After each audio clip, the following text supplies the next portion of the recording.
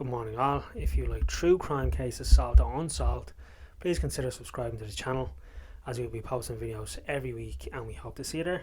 This week's movie I watched was Halloween Kills. It's the latest film to the Halloween films. It was actually a really fun watch. It was easy to watch, and if you like slasher films, you're gonna like this one. So let me know what you think in the comment box if you actually take time out to watch it.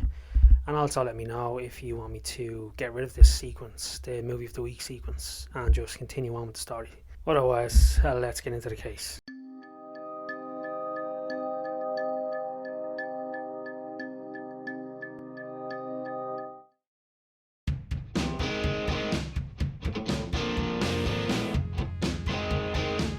Markham is 19 miles away from downtown Toronto. It is described as a melting pot of cultures, a high-tech hub and a place where old meets new. It's a city of rolling hills, towering skyscrapers and 19th century buildings. Now this is just a quick disclaimer. I'm going to speak about the family who actually lost their lives here, and I really do apologise if I mess up any of their names, because I know for a fact that I will end up messing their names up. Now I looked up to see how you pronounce them, but I just know I'm gonna mess up. Sorry in advance. Melissa Zaman, the sister of Menhaz. She was 21 years old and described as a rebel of the family. The risk taker. She smoked the good old Mary Jane and would mix it with vodka from time to time. She once got suspended from school for flipping her teacher off. Despite her rebellious nature, she was devoted to her family and their strict values. For Rosa Begum, she's 70 years old. She's the grandmother of the Zaman family. She was described as a selfless person and she was devoted to her family. She emigrated from Bangladesh to help care for her grandchildren. She had her own apartment in Toronto, but she visited them a lot on weekends and holidays. Now let's go on to the parents of Menhaz. 59-year-old Menhaz Zaman, the father, along with 50-year-old Menhaz Zaman, the mother. They were described as a great couple and loving parents. They both moved from Canada from Bangladesh looking for a better life for them and their future children. Menhaz worked as a taxi driver and was recognised as one of the company's best drivers. This helped him earn enough for them to buy a 4-bedroom house for his family. He then invested further in condos which they rented out. Menhaz managed the rental properties while her husband, Menhaz, will continue being a taxi driver. Menhaz was described as being the outgoing of the two and devoted to the care of her family and friends.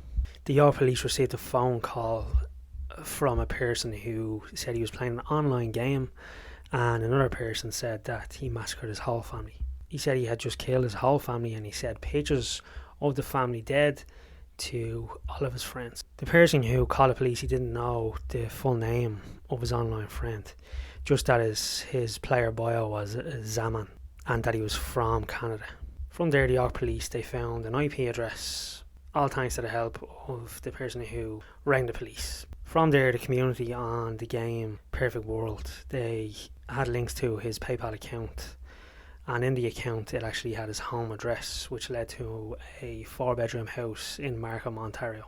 This was an incredible act by the anonymous player on the Perfect World who originally rang the cops, and this act was noticed by the creators of the Perfect World game. They thanked him for his quick thinking and possible prevention in any further deaths.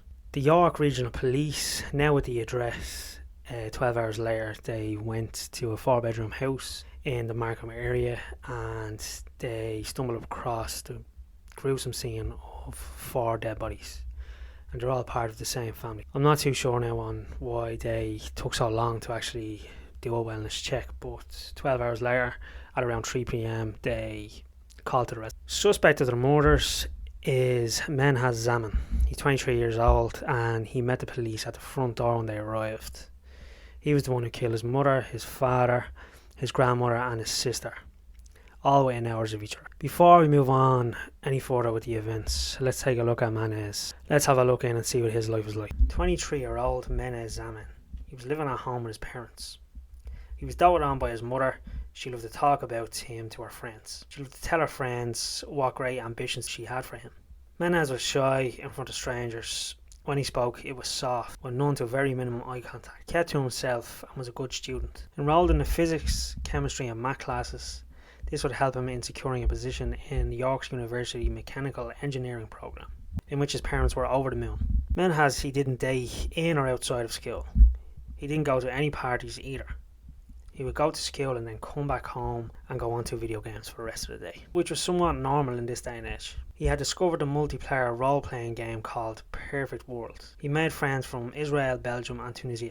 Menhaz's sister temporarily moved out of the family home to live with her boyfriend, much to the parents' dismay. Menhaz began to grow more withdrawn. He was still the pride of the family, with the expectations now all lying on his shoulders. Menhaz's mother would tell her friends how well he was doing in his engineering program, but known to the family, Menhaz was struggling. He wanted a more private life and wanted a more independent life to the one he lived with his family. He spent a lot of time on the online game he loved, which took him away to another world. Friends would say they logged off the game to go to bed. When they woke back up, they would find that Menhaz was still online and he hadn't slept. During his first year in York at his engineering program, Menhaz would miss many classes. He told his parents he was getting excellent grades, but in reality, he's failing his courses and signing up to repeat them in the second semester. He soon dropped out of the college altogether. Instead of telling his mom and dad the truth that he dropped out of university and he had no longer any passion for this course, instead he put together a plan in which he would not have to disappoint his parents. Every morning, just like any other weekday, Menhaz would put his laptop in his school bag, have breakfast and go to make the 7 a.m. bus to college. For months he wasn't going to college as he had dropped out. Instead he would wander in the school grounds for hours. After this he would go to the gym in the afternoon. At home he stuck to his routine so his parents would know no different. They still thought he was in college getting excellent grades. As the weeks turned to months, Menhaz was still leaving the house at the same time and getting the same bus. However, this time he wasn't going to wander the college grounds anymore. He would get the bus to Markham Marksville Mall every day, Monday to Thursday. And there he would walk around the mall until he could find a seat at the food court. When he found a seat, he would open his bag, take out his laptop and log into the online world, Perfect World. In this online world, he created a character that was responsible for healing people. He was needed by his team and considered one of the crucial members of the team. Menhaz would state he had autism and this is the reason he had social difficulties. Although his friends they disagreed with this self-diagnosis. One time on Discord, which is a chat-based forum for video games, during a conversation with a friend he said he had planned on leaving the game forever. When his friend said where would you go instead, he said, and I quote, "The Perfect World jail. Gonna kill my parents and go to jail, yo." End quote. His friend shrugged it off as Menhaz was always messing around. Then Menhaz followed up saying, "Their values don't reflect modern day morality whatsoever." So from this we now know how Menhaz was feeling and what he thought of his parents at the time. We'll move on to the summer of 2019. This was when Menhaz was set to graduate from university, but he couldn't because he had already dropped out 3 years previously. This meant his family were about to find out about his double life. But for Menhaz, he wasn't about to let that happen. They'd never forgive him. He would need to think of something else to get out of this. For 3 years, Menhaz was fantasizing about killing his parents and how he would do it. In June, his family held family gatherings and parties at the house. Everything seemed to be going well for Menhaz. But inside, he was more isolated than ever. He would eat alone in his room while family and friends gathered below him in the kitchen. Fast forward to July, Menhaz had told his parents he was going to graduate with a mechanical engineering degree on July 28th. For weeks, they had been anticipating the ceremony, telling their friends how proud and happy they would be to watch their son cross the stage, diploma in hand. Let's fast forward to the day of the 27th. The police had declined to comment on the case and outlined the detail of what happened. Menhaz also rejected an interview request through his lawyer, so it was very hard to find exactly what happened. But a friend of the family who had visited the house after the incident, they pieced together what happened.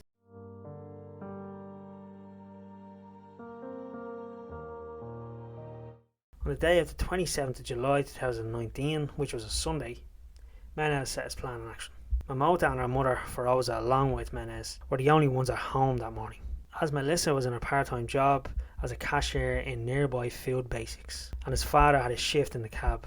Mamota and her mother, they both lied down in the master bedroom to go for a nap. At some point while they were sleeping, Menhaz walked into the room with a crowbar in hand. He raised the crowbar over his head and brought it down onto his mother's head. He then turned to his grandmother, who had been half asleep, just about to wake up with all the commotion. Menhaz then attacked her with the crowbar. When he believed both were dead, he left them lying side by side on the pink carpet they had in their room. Menhaz then returned to his laptop, to which he had been on the Discord chat. He started typing. He said, and I quote, "I killed mom and granny so far. Waiting for sister in 5 minutes and dad in 1 hour. A A few moments later, his sister Melissa came through the front door after finishing her shift. While Menhaz was standing there waiting, he hit her over the head with a crowbar, leaving her to fall to the ground. Once more, Menhaz returned to his laptop, chatting with friends. It was around midnight he seen his father's headlights swing into the driveway, finishing up a shift. He stepped away from the laptop and he met his dad at the garage, and he beat him with the same crowbar he used on his family. It is believed he then made sure they were all dead by finishing them off with a knife and slit their throats one by one, then returned to his laptop to confess to his friends what he had done. His online friends tried to keep him talking, terrified he planned to hurt more people. They asked him why he did it, why he didn't confide in anyone, and why he felt like murder was the only way out. Menhaz said, and I quote, "It's been my plan for 3 years. I literally told my parents my uni graduation was July the 28th. I couldn't have delayed it any longer. I did this because I don't want my parents to feel ashamed of having a son like me. I'm a pathetic coward and a subhuman. Since I'm an atheist, I believe there's no afterlife. So I was scared to die, and I wanted them to die so that they didn't have to suffer knowing how much of a pathetic subhuman I was. It's all very selfish, I'm just pathetic." End quote. When the police arrived at the house, they then met Menhaz at the front door. In the aftermath of the murders, Menhaz Zaman pleaded guilty to 3 counts of first-degree murder and 1 count of second-degree murder in September 2019. His parole eligibility will start in 40 years' time. Menhaz showed no reaction as he listened to the judge from a video remand room at the Central East Correctional Facility. Thank you all for watching. I very much appreciate you all for clicking on the video. If you have any cases you want me to cover, please send me an email with the case suggestion. Or else you can go and follow my Instagram page and send me a case suggestion through there. Now go have a great day, do something nice for someone you love, and I'll see you next time.